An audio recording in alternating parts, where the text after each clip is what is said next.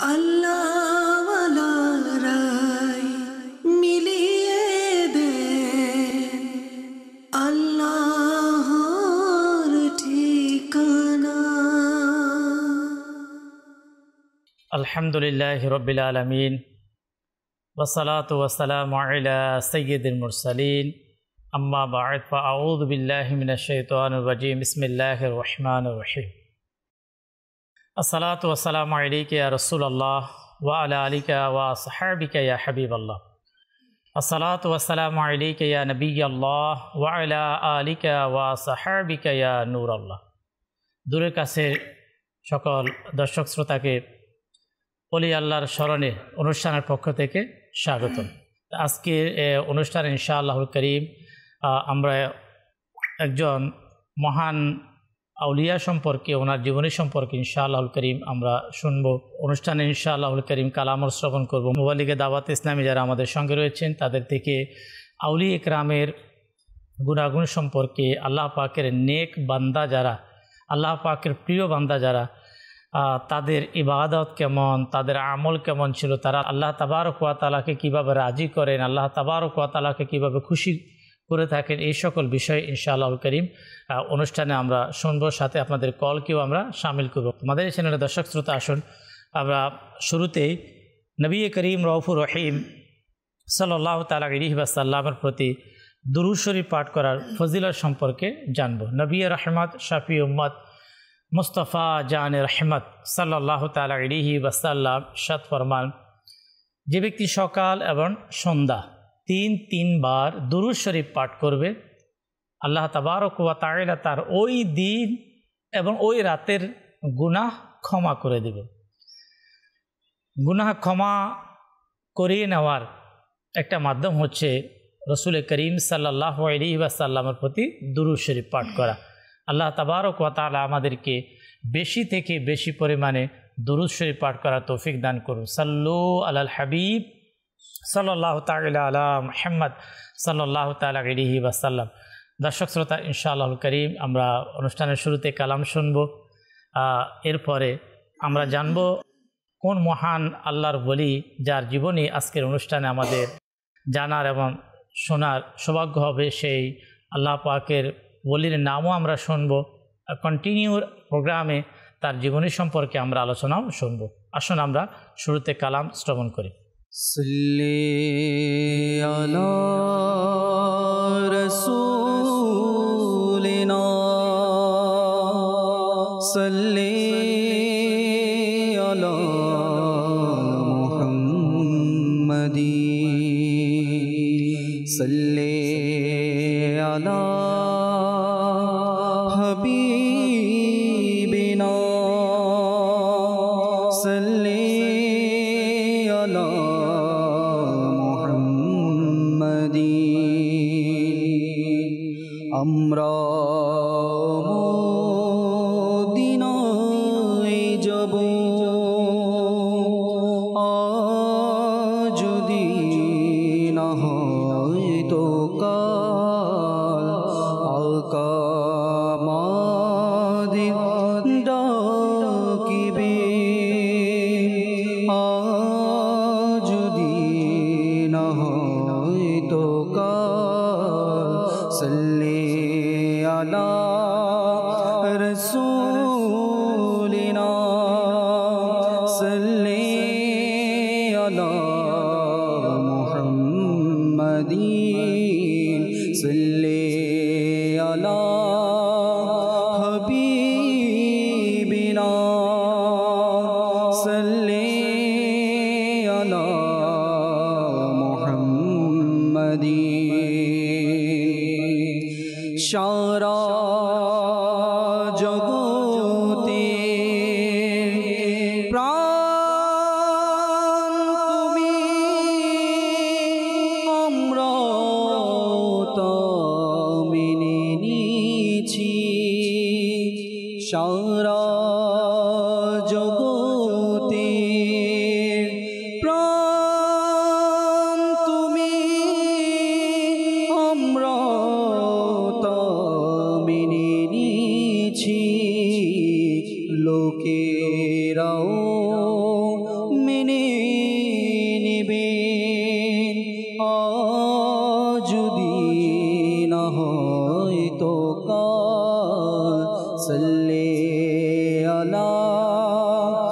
रसूलिना सल्ली अला मुहम्मदी মন আমার পেতে চায় গো তোমার দিদার মন আমার পেতে চায় গো তোমার দিদার প্রিয় নবী করো পুরোনা আমার পুরোনা আমার পূর্ণিমার জনিয়ার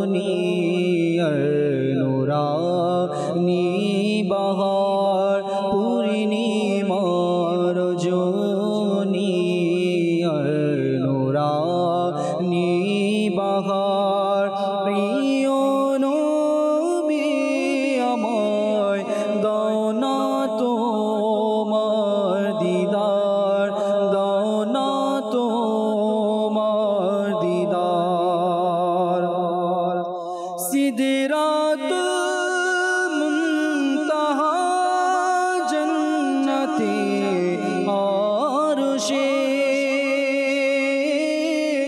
সবখানে তুমি গেলে শান শওকতে সিদরাতুল মুনতাহা জান্নাতে আরশে সবখানে তুমি গেলে শান শওকতে এই অধম গোলামের স্বপ্নেও একবার প্রিয় নবী সে দাও না তোমার দিদার দাও না তোমার দিদার মন আমার পেতে চায় গো তোমার দিদার মন আমার পেতে চায় গো তোমার দিদার প্রিয় নবী করো পুরোনা আমার পুরোনা আমার ভাগ্য আমার খুবই সুপ্রসন্ন হবে ভাগ্য আমার খুবই সুপ্রসন্ন হবে থাকিবে ছবি তোমার সদাই অন্তরে ভাগ্য আমার খুবই সুপ্রসন্ন হবে থাকিবে ছবি তোমার সদাই অন্তরে এই অধম পাপীকে যদি তুমি একবার প্রিয় নবী সে দাও গো তোমার দিদার দাও না তোমার দিদার মন আমার পেতে চায় গো তোমার দিদার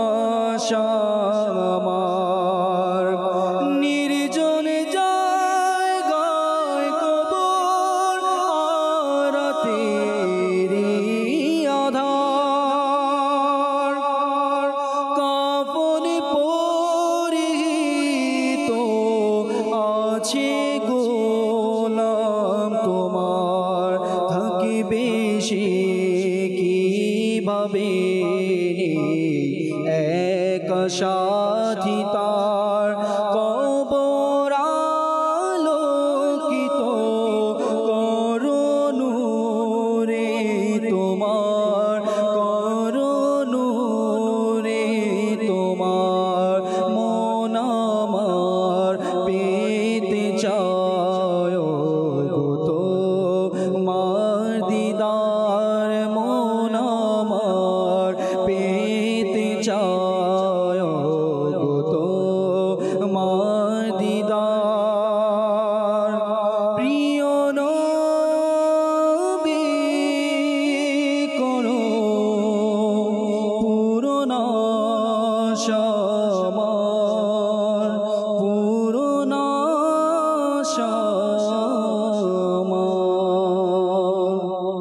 সাল্লু আলাল হাবিব সাল্লাল্লাহু তাআলা আলা মুহাম্মদ সাল্লাল্লাহু তাআলা আলাইহি ওয়াসাল্লাম। মাদানী চ্যানেলের দর্শক শ্রোতা, আল্লাহর প্রিয় হাবিব, আল্লাহ পাকের আখিরি নবী হুজুর সাল্লাল্লাহু তাআলা আলাইহি ওয়াসাল্লামের ইশক মোহাব্বত অন্তরে বৃদ্ধি করার একটি মাধ্যম হচ্ছে নবী করিম সাল্লাল্লাহু আলাইহি ওয়াসাল্লামের প্রশংসা শ্রবণ করা।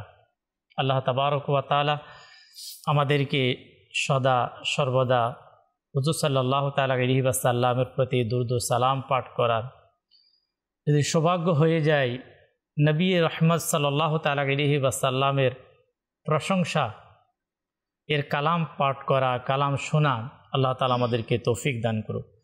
আমাদের চ্যানেলের দর্শক শ্রোতা, 12 আউলিয়ার পূর্ণ এবং ধন্য ভূমি হচ্ছে চট্টগ্রাম। সুদূর আরব এবং আমাদের পার্শ্ববর্তী দেশ ভারত থেকে অসংখ্য আউলিয়া ইকরামের আগমন হয়েছে চট্টগ্রামে, যাদের মাধ্যমে মানব কল্যাণ এবং ইসলামের প্রচার হয়েছে। ওই সকল আগত যে আউলিয়া ইকরাম, তাদের মধ্যে আমরা অনেকেই জানি বাজিদ ওস্তামি রহমতুল্লাহ তাআলা আলাইহি, 12 আউলিয়া হজরতে মোহসেন আউলিয়া রহমতুল্লাহ তাআলা আলাইহি, গরিবুল্লাহ শাহ রহমতুল্লাহ তাআলা আলাইহি সহ অসংখ্য আউলিয়া ইকরাম। আর তার মধ্যে উল্লেখযোগ্য হজরতে শাহ মোহসেন আউলিয়া, হজরতে শাহ আমানত রহমতুল্লাহ তাআলা আলাইহি। দর্শক শ্রোতা, আমরা আজকে অলি আল্লাহর স্মরণে এই অনুষ্ঠানে আমানত শাহ রহমতুল্লাহ তাআলা আলাইহি সম্পর্কে আমরা ইনশাআল্লাহুল কারীম আমরা জানব এ মহান আল্লাহর বলি তিনি কিভাবে আমাদের এই দেশে আগমন করেছেন, জানব ওনার বংশ সম্পর্কে। এটাও আমরা আজকের এই অনুষ্ঠানে আমরা জানব যে আমানত শাহ রহমতুল্লাহ তাআলা আলাইহি চট্টগ্রামে তিনি এসে তিনি কি করলেন, কি কাজের সাথে ওনার সম্পর্ক ছিল। এর পাশাপাশি আমরা জানব আল্লাহ পাকের মহান বলি যিনি শত শত বছর অতিবাহিত হওয়ার পরও আজও শুধু চট্টগ্রাম নয়, এই অলি আল্লাহর দেশ বাংলাদেশের প্রতিটা মানুষ ওনাকে আজও স্মরণ করেন। ওনার আমল কেমন ছিল, ওনার কর্ম কেমন ছিল, এই বিষয়গুলো দর্শক শ্রোতা ইনশাআল্লাহুল কারীম আমরা আজকের এই অনুষ্ঠানে জানব। এর পাশাপাশি আল্লাহ পাকের ওলি যারা, তাদের গুণ কি, তাদের আমল কি, এ সম্পর্কে ইনশাআল্লাহ মুবাল্লিগে দাওয়াত ইসলামী মোহাম্মদ রাফি আত্তারি, মিরাজ আত্তারি আমাদের সাথে রয়েছেন। তাদের থেকেও দর্শক শ্রোতা আমরা আলোচনা শুনব। ইব্রাহিম ভাই অনুষ্ঠানে আমাদের সাথে রয়েছেন। দর্শক শ্রোতা, আমানত শাহ রহমতুল্লাহ তাআলা আলাইহির সংক্ষিপ্ত জীবনী, ওনার পূর্বপুরুষ যারা ছিলেন তারা ছিলেন ইরাকের অধিবাসী। আর আমানত শাহ রহমতুল্লাহ তাআলা আলাইহি তিনি এক মহান ওলি, যার বংশধর। আর তিনি হচ্ছেন কাদরিয়া তরিকার মহান পেশওয়া, পীরানো পীর দস্তগীর মাহবুবে সুবহানি কুতুবে রব্বানি শেখ মুহিউদ্দিন আব্দুল কাদের জিলানী রহমতুল্লাহ তাআলা আলাইহি, অর্থাৎ হুজুর গাউস পাক রহমতুল্লাহ তাআলা আলাইহির আওলাদের মধ্যে অন্তর্ভুক্ত। আর হুজুর গাউস পাক রহমতুল্লাহ তাআলা আলাইহির এটাও আমরা জানতে পারলাম বাংলার জমিনের মধ্যে হুজুর গাউস পাক রহমতুল্লাহ তাআলা আলাইহির অসংখ্য আওলাদ আমাদের এই দেশে ইসলাম প্রচার করার জন্য এসেছেন। শাহ মখদুম রুফুস রহমতুল্লাহ তাআলা আলাইহি, শাহ মিরান রহমতুল্লাহ তাআলা আলাইহি। আর এটাও আমরা জানতে পারলাম হুজুর গাউস পাক রহমতুল্লাহ তাআলা আলাইহির আওলাদের মধ্যেও আমানত শাহ রহমতুল্লাহ তাআলা আলাইহি, যেমন ওনার আব্বা হুজুর ছিলেন হজরতে নিয়ামত শাহ রহমতুল্লাহ তাআলা আলাইহি, ভারতের বিহারের প্রখ্যাত সুফি সাধক মহান আল্লাহর বলি হজরতে মুনাইম পাকবাস রহমতুল্লাহ তাআলা আলাইহির, যিনি খুব প্রসিদ্ধ আউলিয়া কেরামের মধ্যে ছিলেন, তারে খুবই ঘনিষ্ঠ ছিলেন আমানত শাহ রহমতুল্লাহ তাআলা আলাইহি। তো দর্শক শ্রোতা, আমরা আমানত শাহ রহমতুল্লাহ তাআলা আলাইহির এই জীবনী সম্পর্কে, কিভাবে আমাদের বাংলাদেশের ওনার পদচারণ, ওনার ইবাদত, ওনার আমল, এই সম্পর্কে ইনশাআল্লাহ আজকের প্রোগ্রামে আমরা পর্যায়ক্রমে আলোচনাতে আমরা শুনব। আল্লাহ তাবারক ওয়া তাআলা আমাদেরকে ওলি আল্লাহর স্মরণে সদা সর্বদা আমাদেরকে বিভোর থাকার আল্লাহ আমাদেরকে তৌফিক দিক। মুবাল্লিগে দাওয়াত ইসলামী মোহাম্মদ রাফি আতারি থেকে ইনশাআল্লাহ কিছু আলোচনা শুনব। জি, বিসমিল্লাহির রহমানির রহিম। শুরুতেই যদি বলি, আমার রব সুবহানাহু ওয়া তাআলা ওনার শ্রেষ্ঠত্বকে প্রকাশ করার জন্যই মূলত আমাদেরকে সৃষ্টি করেছে, আর এর মাঝে আমাদেরকে শ্রেষ্ঠ জীব হিসেবে নির্বাচিত করেছে। সুবহানাল্লাহ। আবার আমাদের মাঝেও না অনেকগুলো ক্যাটাগরি উনি করেছেন। নবী আলাইহিস সালামগণ, সিদ্দিকগণ, শহীদগণ, আউলিয়া কিরামগণ। তো আমরা কেন আউলিয়া কিরামদের সোহবতে থাকব? আমরা কেন সিদ্দিকগণের সোহবতে থাকব? আমরা কেন নবী আলাইহিস সালামগণের সোহবতে থাকব এবং ওনাদের ফরমাবারদারের উপর নিজেদের জীবনকে প্রতিষ্ঠিত করতে যাব? তাই মূলত জানার জন্য, তাই মূলত বোঝানোর জন্য আমাদের কাছে যুগে যুগে বহু নবী আলাইহিস সালামগণের অনুপ্রাণিত হয়ে ওনাদের সুন্নতে মুবারাকাকে আঁকড়ে ধরে বহু আউলিয়া কিরামগণ এসেছেন, আর এসে সত্যদিন ইসলামকে সুপ্রতিষ্ঠিত করেছেন, আমাদের ভেতর থেকে অন্ধকারাচ্ছন্ন পরিবেশকে দূরীভূত করেছেন। আর দিন শেষে আমরা সবাই চাই একটা ভালো অবস্থানে থাকতে, নিজের ইহকালটাকে ভালো করতে, পরকালটাকেও ভালো করতে। তো আল্লাহ সুবহানাহু ওয়া তাআলা যাদেরকে অনুকরণ করার মাধ্যমে আমাদের ইহকাল ও পরকালকে উজালা করার কথা বলেছেন, তাদের মধ্যে উল্লেখযোগ্য হচ্ছে আউলিয়া কেরামগণ। তো অনুরোধ করবো মাজিন চ্যানেলের দর্শকবৃন্দ, আপনাদের সবাইকে আসুন মনোযোগের সাথে আমরা ভালো ভালো নিয়ত সহকারে এই আমানত শাহ রহমতুল্লাহ আলাইহির বিষয় অনুযায়ী, ওনার ওসিলায় আজকের এই পুরো অনুষ্ঠানের ইলম ভরা আলোচনাকে শ্রবণ করার চেষ্টা করি। প্রথমে কোরআনুল কারীম ফুরকানুল হামিদের সূরা নিসার 69 নং আয়াত কারিমা শোনানোর চেষ্টা করব। বিসমিল্লাহির রহমানির রহিম।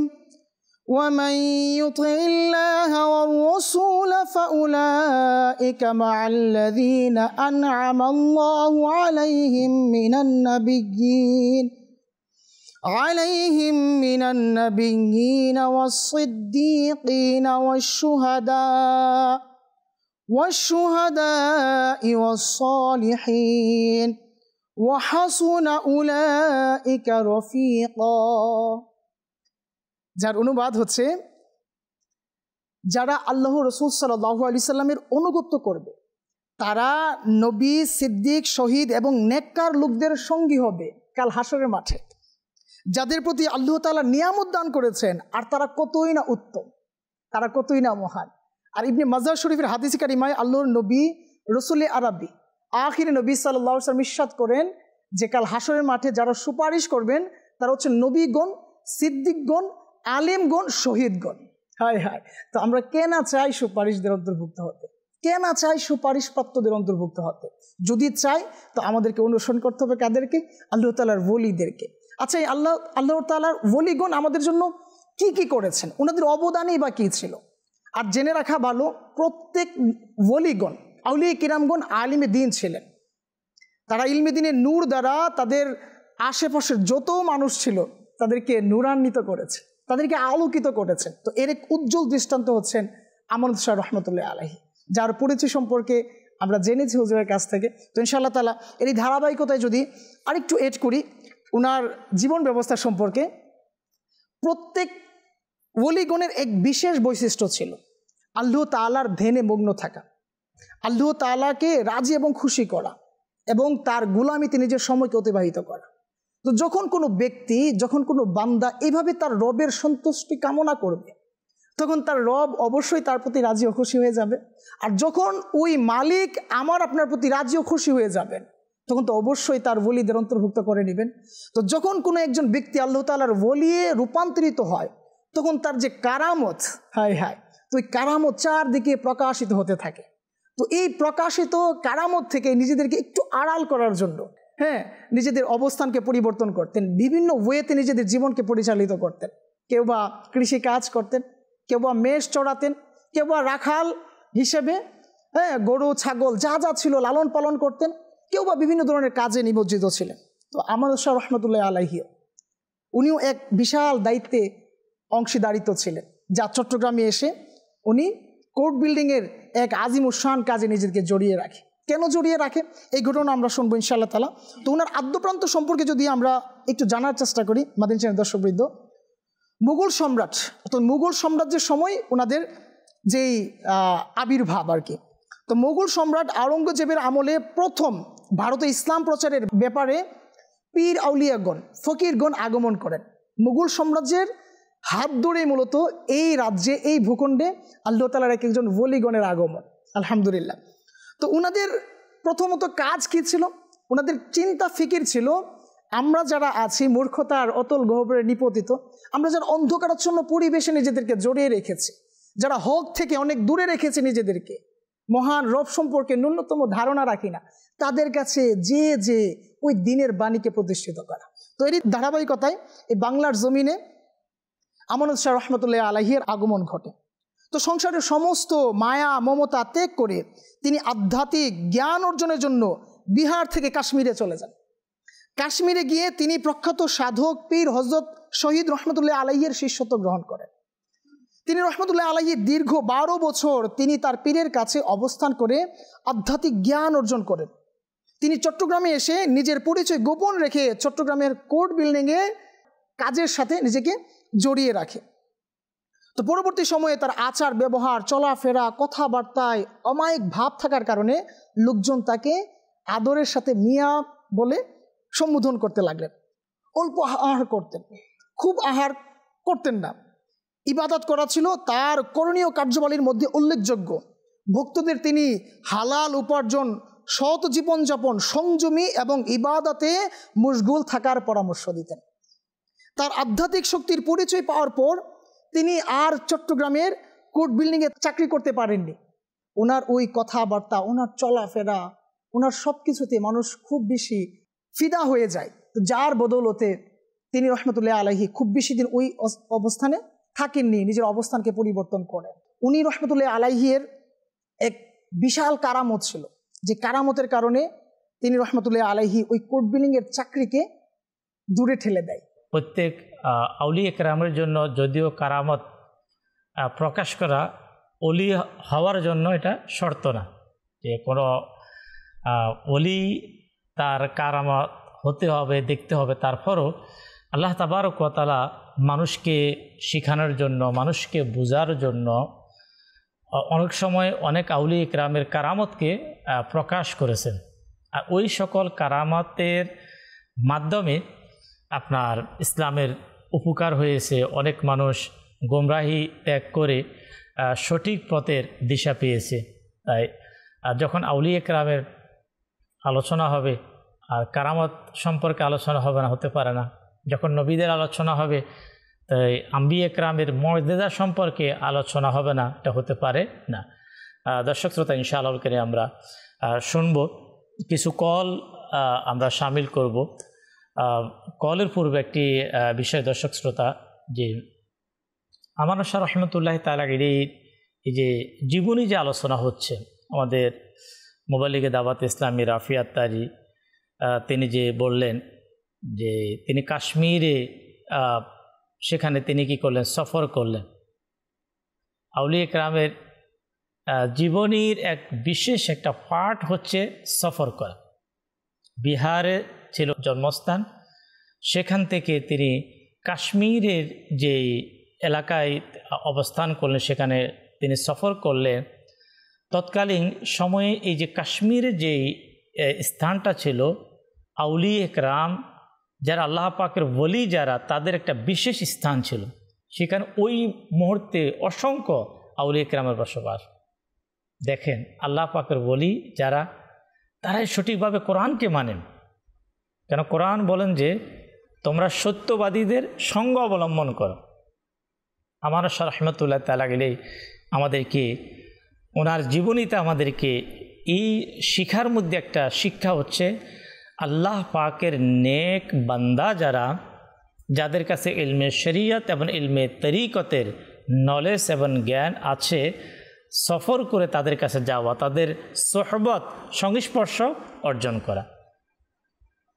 এরপরে তিনি আপনার ইলমে শরিয়ত, ইলমে মারিফাতের যে বিষয়, যার মাধ্যমে মানুষ আল্লাহ তাবারক ওয়া তাআলার কে রাজি করে নেয়, এটা অর্জন করার জন্য তিনি আপন পীর ও মুর্শিদের সোহবতে সংস্পর্শ অর্শে তিনি কি করলেন, কমবেশ 12 বছর তিনি অবস্থান করলেন। আমরা শুনলাম 1-2 দিন নয়।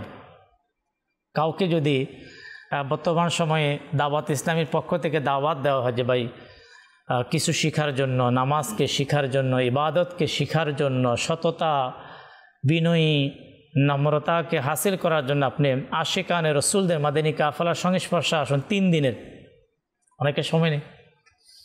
আজকে মানুষ মানে রুহানিয়ত অর্জন করার মানুষের কাছে সময় নেই, ইলম অর্জন করার আজকে মানুষের কাছে টাইম নেই। আল্লাহ তাবারক ওয়া তাআলাকে যেখানে গেলে, যে স্থানে গেলে, যাদের সাথে থাকলে আল্লাহকে রাজি করা যাবে, আল্লাহ খুশি হবে, তো সেখানে যাওয়ার আজকে আমাদের সময় নেই। বড় আফসোস, দুনিয়াকে অর্জন করার জন্য আমরা কত দূর দূর আমরা চলে যাই। কিন্তু দেখুন না, আমানত শাহ রহমতুল্লাহ তাআলা গেলেই তিনি নিজের আপন জন্মস্থান সব কিছু ছেড়ে তিনি আমাদের আউলিয়া একরামের পূর্ণভূমি শহর মদিনাতুল আউলিয়া, তিনি চট্টগ্রামে তিনি এসেছেন। তো এই বিষয়গুলো আল্লাহ আমাদেরকে বোঝার তৌফিক দিক। আমরা আলোচনা শুনবো, শোনার সাথে সাথে আমরা শিখব, জানব। তখন মাদানী চ্যানেলের দর্শক শ্রোতা, এই মাদানী চ্যানেলের প্রোগ্রাম আমাদের দেখা, এটা আমাদের জন্য অনেক বড় মঙ্গলময় হবে। আল্লাহ পাক আমাদেরকে আউলিয়া একরামের প্রতিটা জীবনের প্রতিটা দিক থেকে আমাদের কিছু না কিছু আমাদেরকে শিখে আমল করার আল্লাহ আমাদেরকে তৌফিক দিক, কল চালিয়ে দেয়। এই থেকে আমরা মোহাম্মদ শোনার মাদানী চ্যানেল আমরা দেখি, আমাদের বাইরে কোনো চ্যানেলে টিভি চলে না, টিভি চলে শুধুমাত্র চ্যানেল। জি, নেক্সট পরবর্তী কল। আমার নাম আবু নোমান, আমি কুমিল্লা থেকে বলতেছি। আমি একটা কালাম শুনতে চাই, জীবনে হবে কি তোমার দিদার। মাশাআল্লাহ, মারহাবা, মুবারক, আল্লাহ তাআলা কবুল করুক। জি, নেক্সট কল। মোহাম্মদ আব্দুল মুত্তালিব, জয়পুরহাট জেলা। আমি মাদানী চ্যানেল, আমি আমার পরিবার সবাই এই চ্যানেলটা দেখি।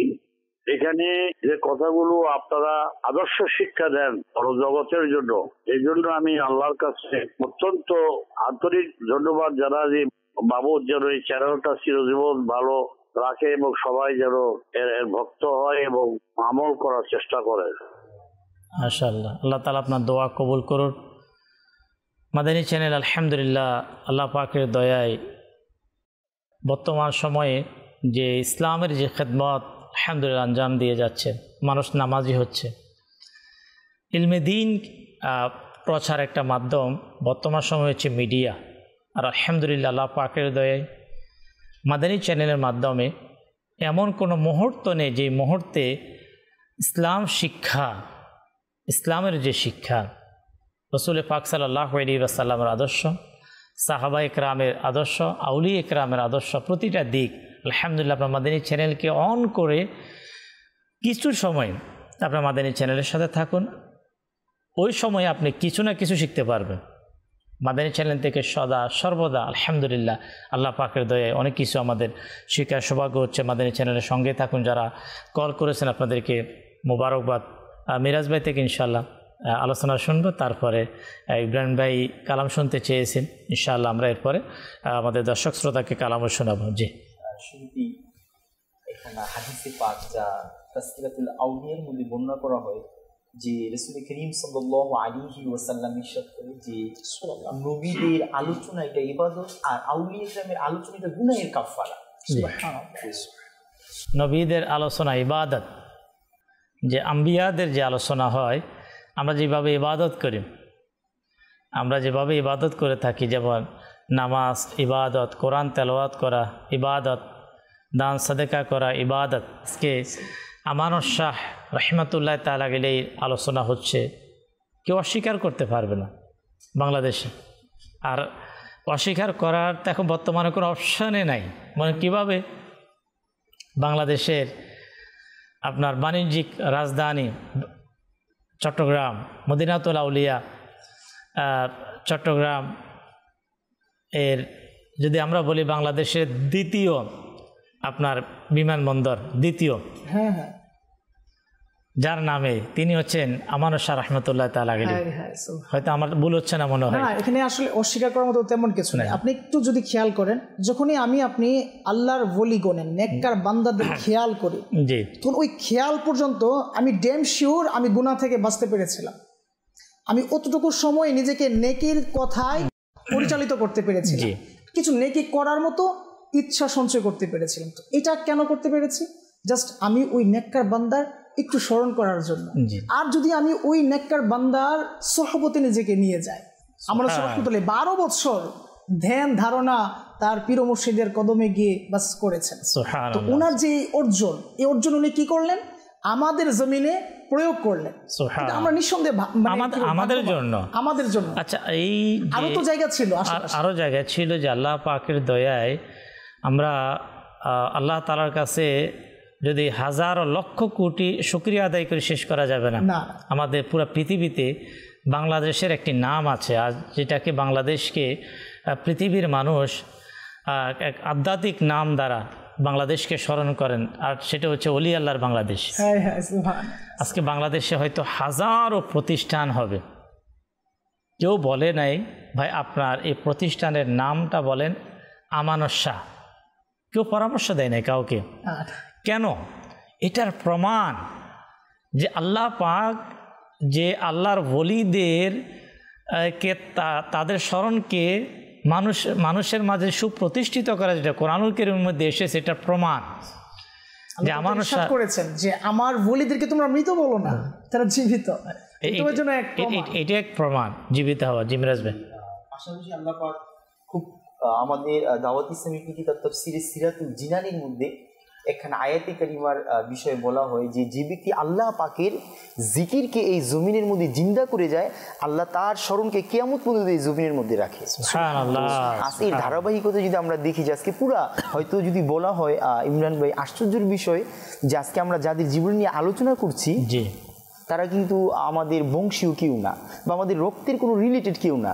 তবে যদি দেখা যায় যে আজকে থেকে শত শত বছর পূর্বে যদি আমরা কয়েকদিন শাহজালাল রহমতুল্লাহি তাআলা আলাইহি ইনার উরুসে পাক আসবে, তো আজকে যে হাজার শত শত বছর পরে তাদেরকে স্মরণ করা হয় কেন?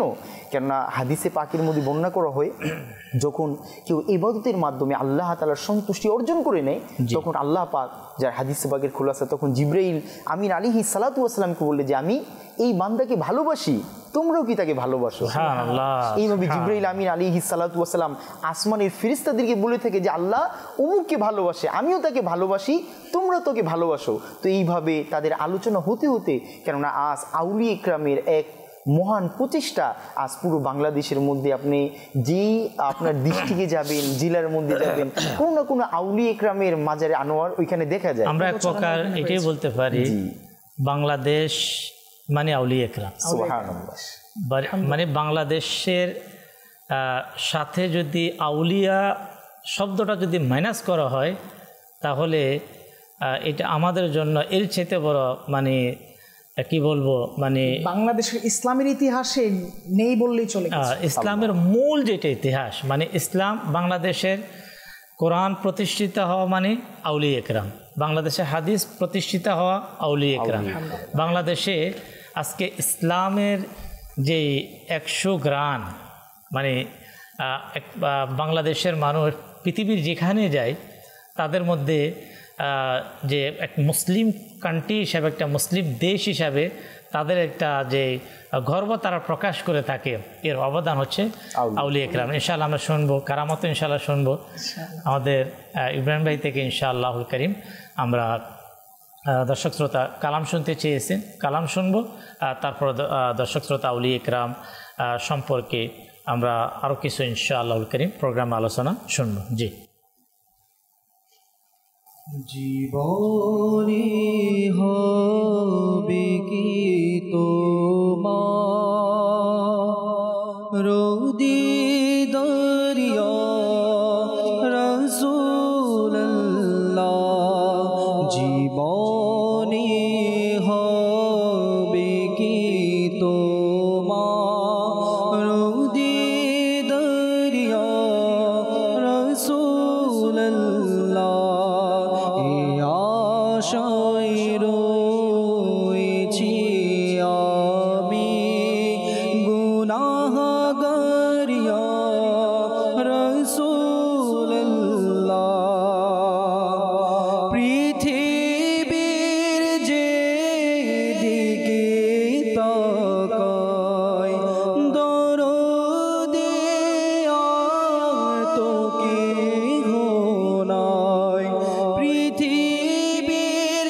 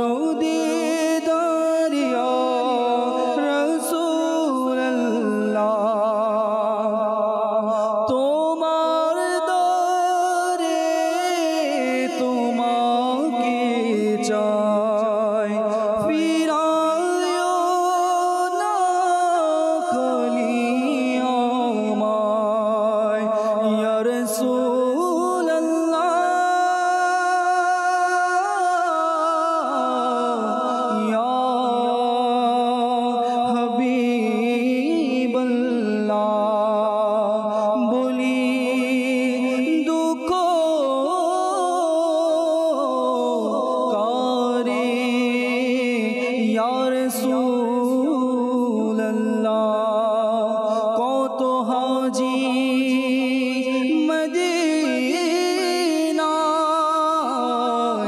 যায় ইয়া রাসূলুল্লাহ ইয়া হাবিবাল্লাহ যদিও আমি গুনাহগার ইয়া রাসূলুল্লাহ ইয়া হাবিবাল্লাহ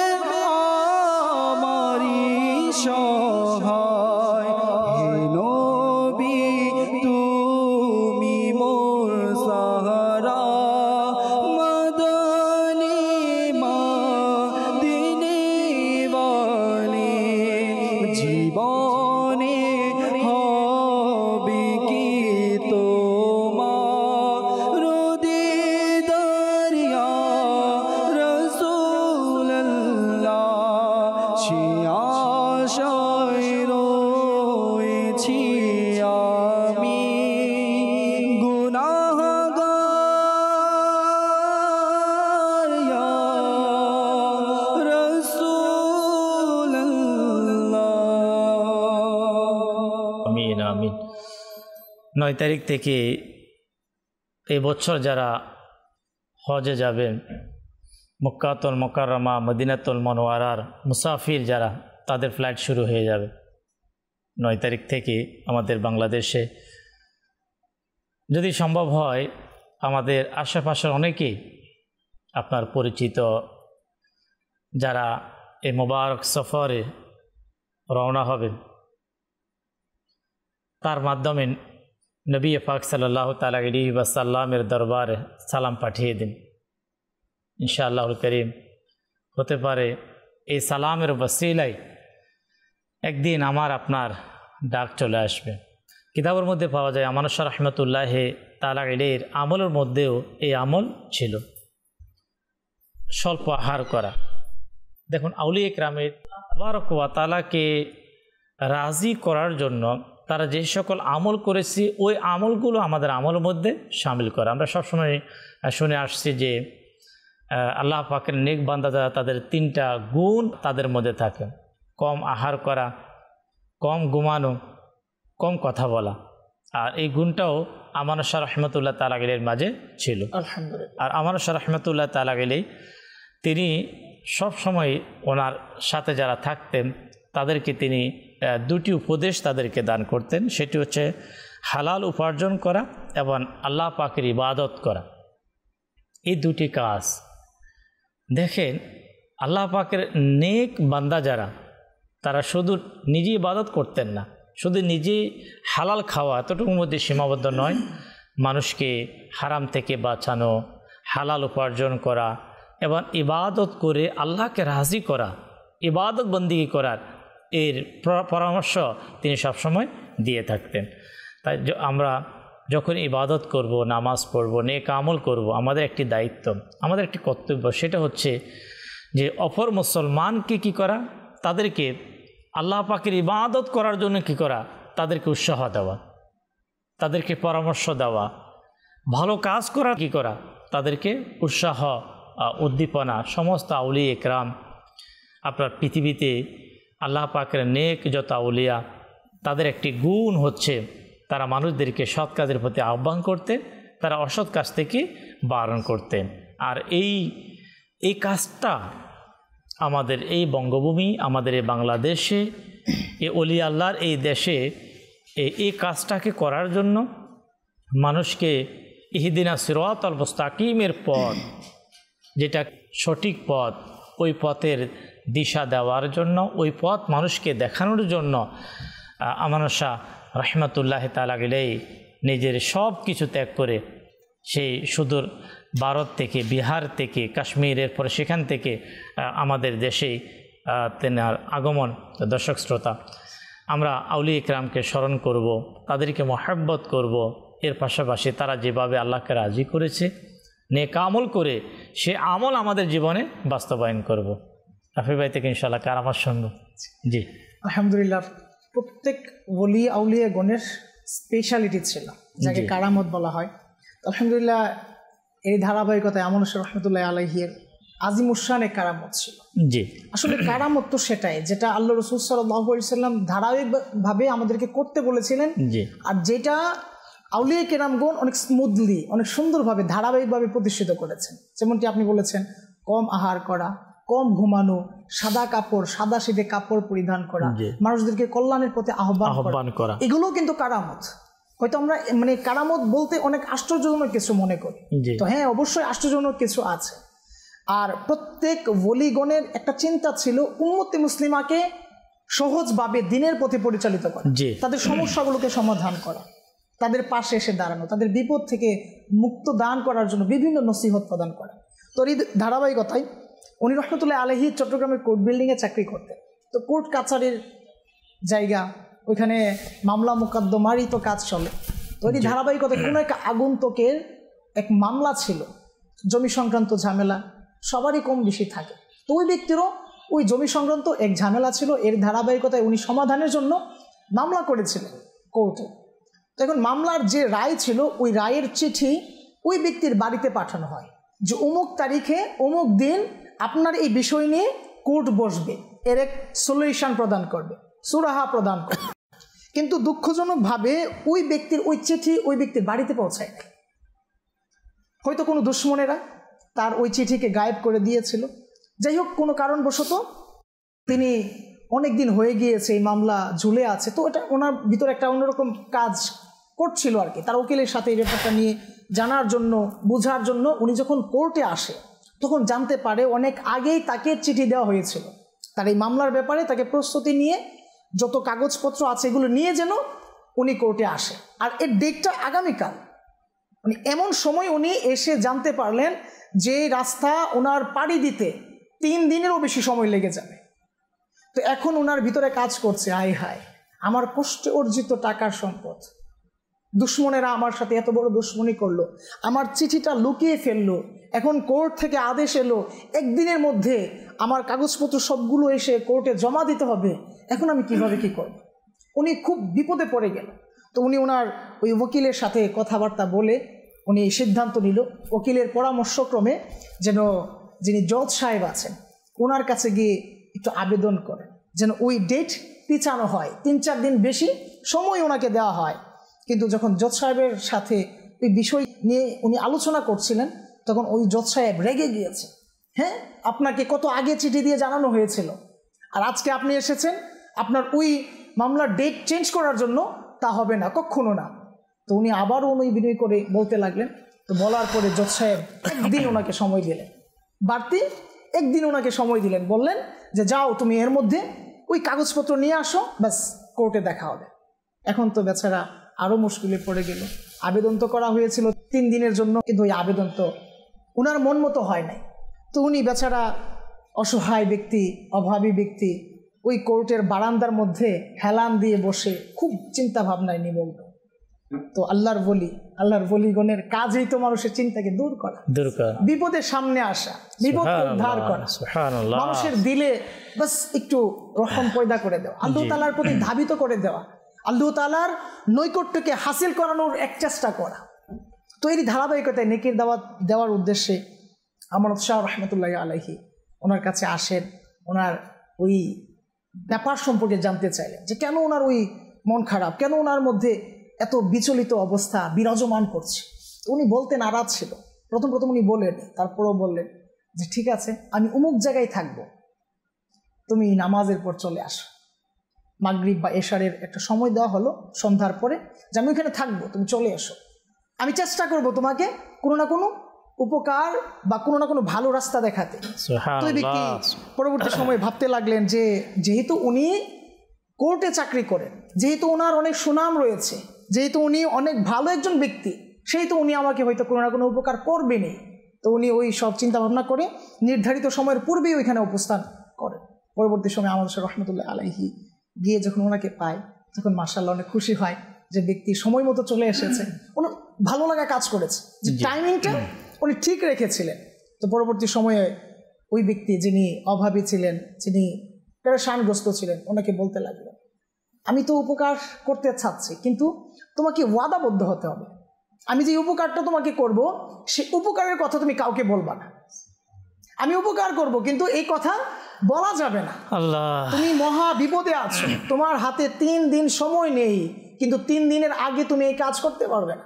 কিন্তু আমি বাস একটু চেষ্টা করব তোমার একটু উপকার করে দিতে, তুমি বাস কাউকে বলো না। পরবর্তী সময়ে উনি রহমতুল্লাহ আলাইহি ওনার মুবারক পকেট থেকে এক রুমাল বের করে নদীর পাশে ওনার অবস্থান করছিলেন, সদরঘাট এলাকা ছিল এটা। ওই রুমাল নদীতে ফেলে দেয় আর ওই ব্যক্তিকে বলো চক্ষুটা বন্ধ করার জন্য। বাস চক্ষু বন্ধ করেন, আর ওই রুমাল কতক্ষণ পরে নৌকায় পরিণত হয়ে যায়, আর ওই নৌকায় গিয়ে বসার জন্য অনুরোধ করে, আর বলে যে আপনি কখনোই চক্ষু খুলবেন না, বাস আপনার কাজ হচ্ছে নৌকায় গিয়ে বসে যাওয়া, নৌকা চলবে, আর যখন নৌকা থেমে যাবে তখন বাস আপনি চক্ষু খুলবেন, আর যেই জায়গায় আপনার কাগজপত্রগুলো ছিল ওই জায়গা থেকে দ্রুত কাগজপত্রগুলো নিয়ে এসে আবার চক্ষু বন্ধ করে বসে যাবে।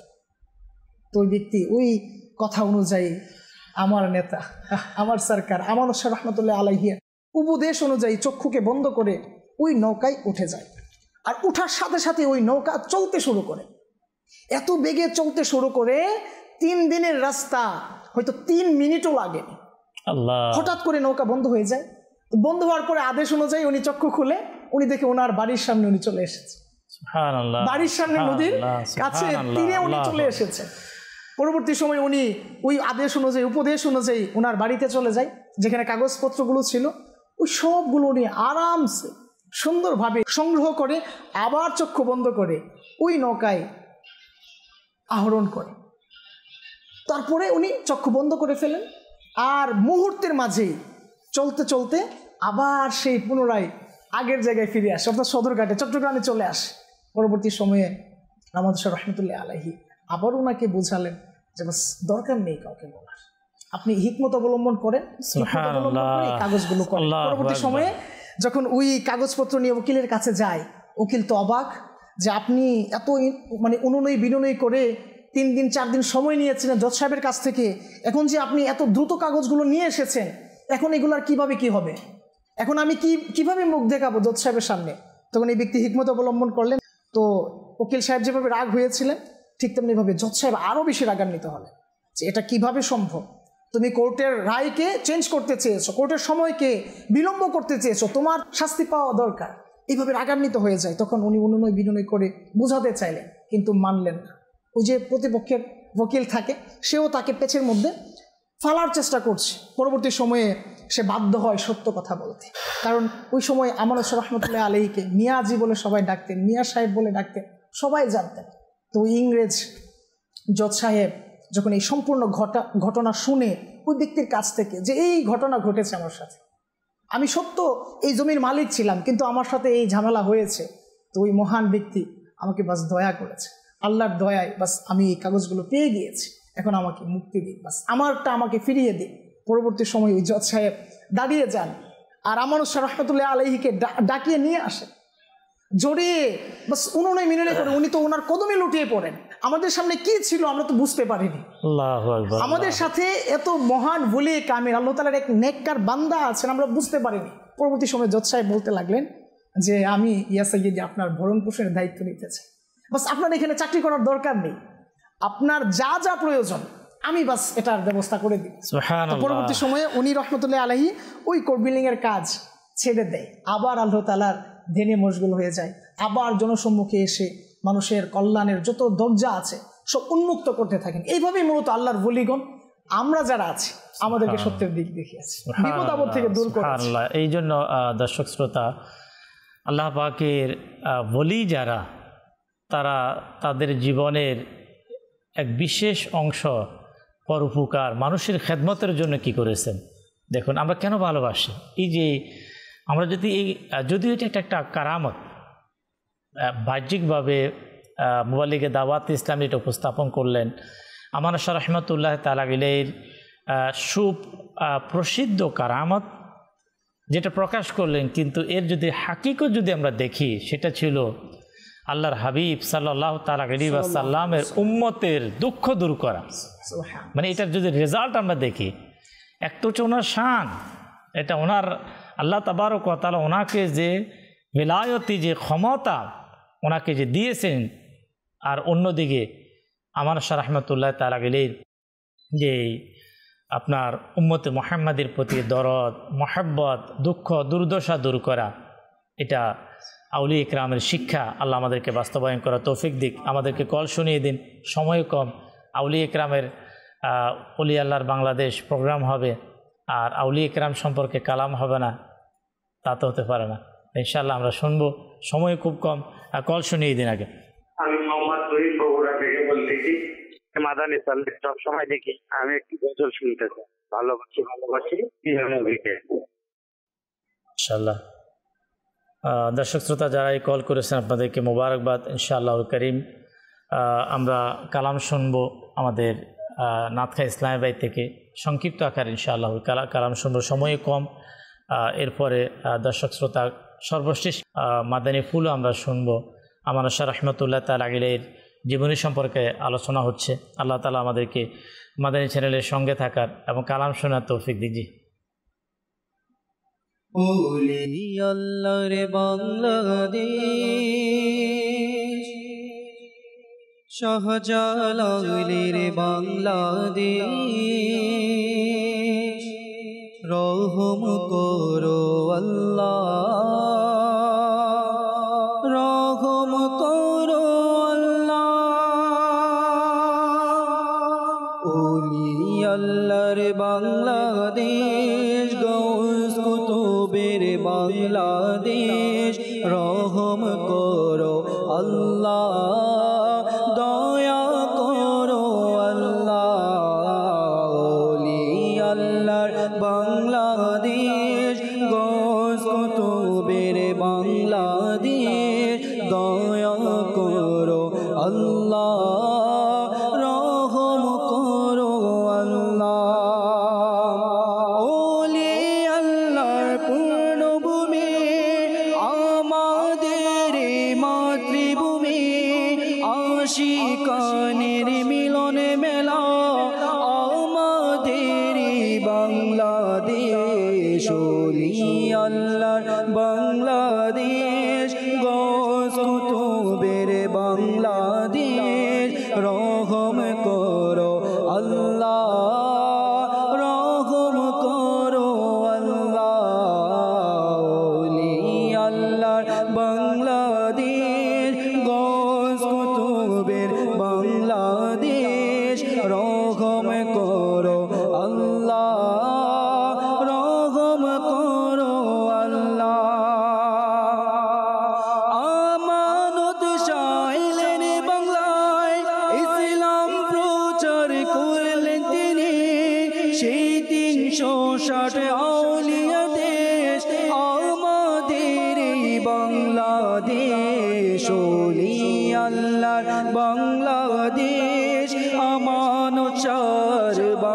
বাংলাদেশ রহম করো আল্লাহ দয়া করো আল্লাহ ওলি আল্লাহ বাংলাদেশ গোস কুতুবের বাংলাদেশ দয়া করো আল্লাহ দয়া করো আল্লাহ সবুজ শ্যামলে ঘেরা আমাদের বসুন্ধরা মহান রবের দয়া আমাদের বাংলাদেশ ওলি আল্লাহ বাংলাদেশ আমানুচার বাংলাদেশ দয়া করো আল্লাহ দয়া করো আল্লাহ দয়া করো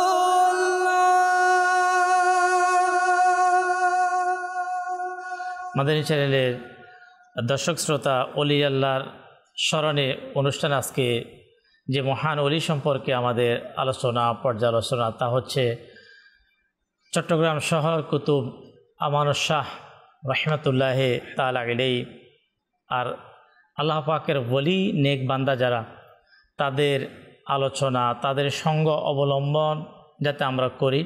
কোরআনুল কারীমের মধ্যে এমন একটি সূরা আল্লাহ তাবারক ওয়া তাআলা আমাদেরকে দিয়েছেন, অনেক নিয়ামত বরকতওয়ালা সূরা, সূরাতুল ফাতিহা। আমরা সবসময় মানে আল্লাহ রাব্বুল আলামিন শিখিয়ে দিয়েছেন, এটা আল্লাহ পাকের শিক্ষা, কোরআনের আয়াত, ইহদিনা সিরাতাল মুস্তাকিম, যে আমরা আল্লাহর কাছে যাতে সবসময় দোয়া করতে পারে আল্লাহ আমাদেরকে সঠিক পথে পরিচালিত করা। কোন পথে?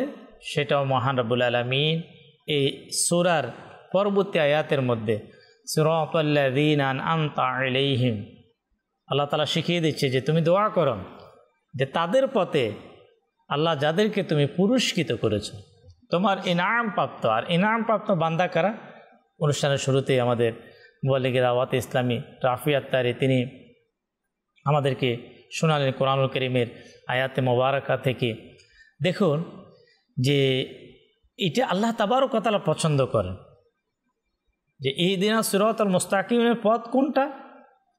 সেটা হচ্ছে আল্লাহ পাকের নেক বান্দা যারা, তাদের পথ, নবীদের পথ, সিদ্দিকিনদের পথ, সোহাদাদের পথ, অলিদের পথ। আর আল্লাহ পাকের ওলির সঙ্গ পৃথিবীতে আমাদের চ্যানেলের দর্শক শ্রোতা, যখন মানুষ মানুষের পাশে যায়, এক মানুষ অপর মানুষের ক্ষতি করতে চায়, ধোঁকা দিয়ে দেয়, তাকে নষ্ট করে দেয়, তাকে বিপদে ফেলে দেয়, অনেক কিছু। কিন্তু প্রিয় ইসলামী ভাইরা, আমাদের এই চ্যানেলের দর্শক শ্রোতা, আল্লাহ পাকের ওলি যারা, আল্লাহ পাকের মকবুল বান্দা যারা, তাদের সঙ্গ এটা এমন যেটা আমার আপনার দুনিয়ার উপকার এবং আখিরাতের উপকার। আপনি আল্লাহ পাকের ওলির পাশে যারা গিয়েছেন, ইতিহাস প্রমাণ করেন, যাদের সঙ্গ, যাদের সংস্পর্শে লক্ষ মানুষ দুনিয়াবি উপকার এবং সঠিক পথ পেয়েছে। আপনি যে মহান ওলির আলোচনা হচ্ছে, এই মহান ওলি যার বংশধর পীরানফি দস্তগীর হুজুর শেখ মাঈউদ্দিন আব্দুল কাদের জিলানী রহমতুল্লাহ তাআলা আলাইহির জীবনী আপনি দেখুন, হাজারো লক্ষ মানুষ দুনিয়া আখিরাতের উপকার সাধিত হয়েছে গৌস পাকের দরবার থেকে। খাজা গরিব নওয়াজ মহিউদ্দিন চিশতি রহমতুল্লাহ তাআলা আলাইহির সোহবত থেকে, শাহজালাল ইয়ামানি রহমতুল্লাহ তাআলা আলাইহির দরবার থেকে।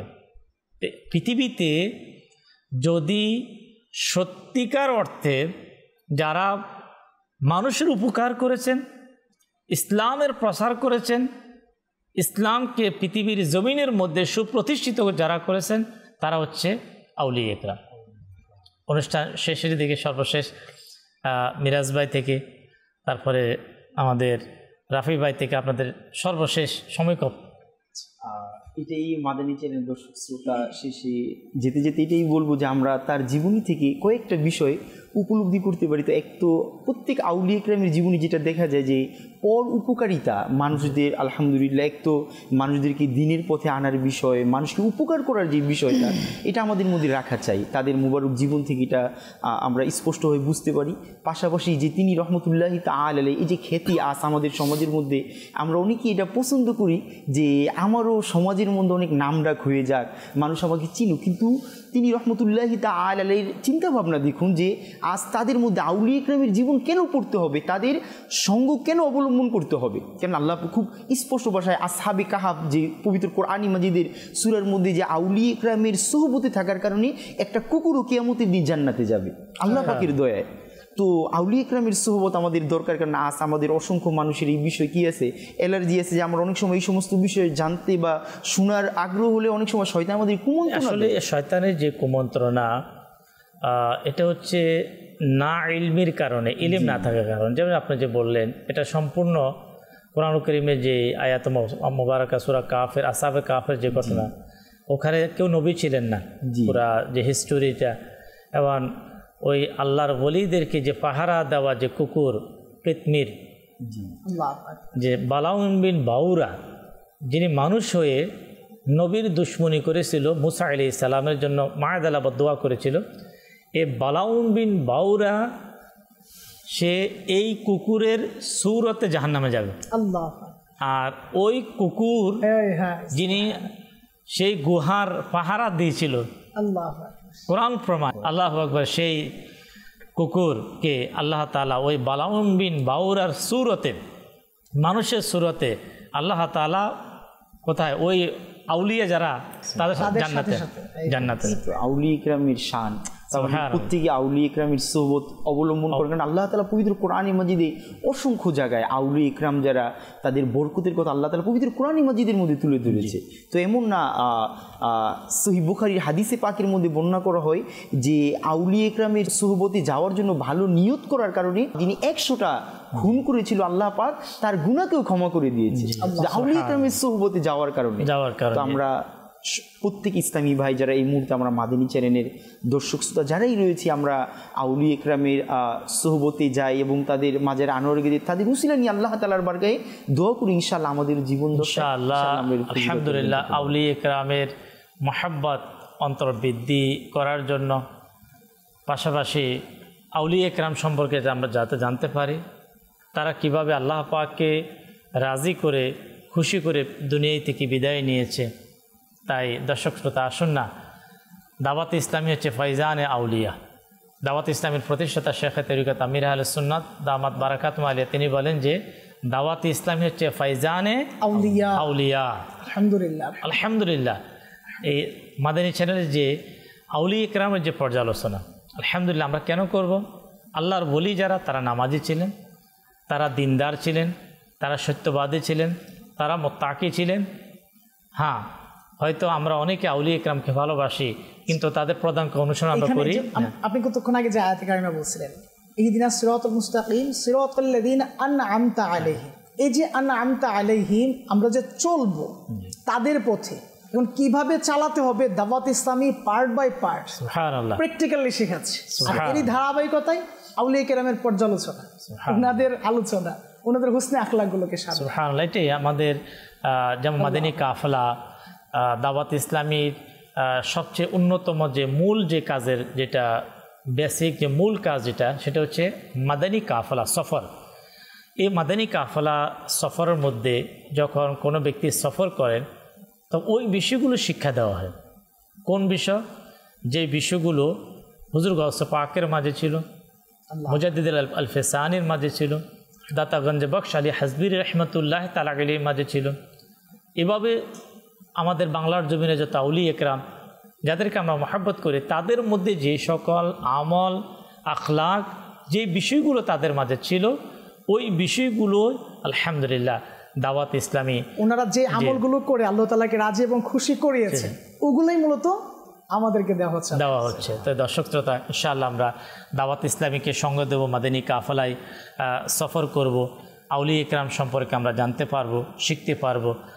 দর্শক শ্রোতা, আজকে ওলি আল্লাহর স্মরণে অনুষ্ঠানে আমানুর শাহ রহমতুল্লাহ তাআলা আলাইহি সম্পর্কে কিছু দিক আমাদের জানার শোনার সৌভাগ্য হয়েছে। আমরা নিয়ত করি এই বিষয়গুলো আমরা স্মরণ রাখবো এবং আমল করার আমরা চেষ্টাও করব। মাদানী চ্যানেল এর মহাব্বত আমাদের অন্তরে রাখবো। মাদানী চ্যানেলের প্রচার প্রসারণ আমরা করার চেষ্টা করব। মাদানী চ্যানেলকে সহযোগিতা করব। আল্লাহ তাবারক ওয়া তাআলা আমরা আজকে যা শুনলাম আমাদেরকে স্মরণ রাখার তদ অনুযায়ী আমাদেরকে আমল করার তৌফিক দান করুন। সাল্লু আলাল হাবিব সাল্লাল্লাহু তাআলা আলা মুহাম্মদ সাল্লাল্লাহু তাআলা আলাইহি ওয়া সাল্লাম। সালাতাম ওয়া সালামান আলাইকা ইয়া রাসূলুল্লাহ। আল্লাহ